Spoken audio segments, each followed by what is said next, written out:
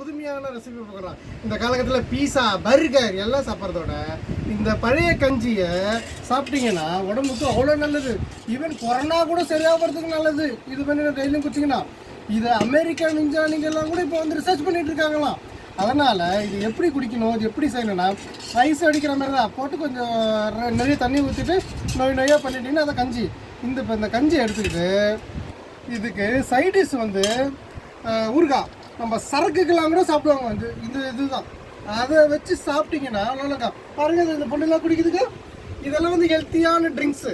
இப்போ pizza burger இதெல்லாம் விட்டுட்டு இது பண்ணலாம். இங்கே பாருங்க, பெருமாள் மாரி ஒருத்தர் பத்துன்னு இருக்காரு சாப்பிட்டு அதெல்லாம் சாப்பிட்டு தான் இந்த மாரி தூக்கம் வரும். நீங்கள் பீஸா பர்கர் சாப்பிட்டா கூட உங்கள் தூக்கம் வராது. அதனால் இது எப்படி சாப்பிட்னா எடுத்துக்கிட்டு இந்த ஊறுகாய் வச்சுக்கிட்டு இது சாப்பிட்டீங்கன்னா என்ன பிரமாதம் தெரியுமா? வாயில் அப்படியே இறங்கும். உள்ளங்கால்லேருந்து உச்சி வரையும் கனன்னு இருக்கும். ஓகே மக்களே, இது மாதிரி சாப்பிட்டு ஹெல்த்தியாக இருங்க. பீஸா பர்கர் சாப்பிட்டு இப்படி ஆகாதீங்க.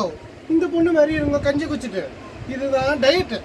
நீங்கள் பீஸா பர்கர் சாப்பிட்றது டயட்டு கிடையாது. இந்த பொண்ணு பாருங்க இதெல்லாம் கஞ்சி சாப்பிட்றதுனால இப்படி இருக்குது. ஓகே மக்களே, விழிப்புணர்வுடன் இருங்கள், ஹெல்த்தியாக இருங்கள், கஞ்சி குடிங்கள்.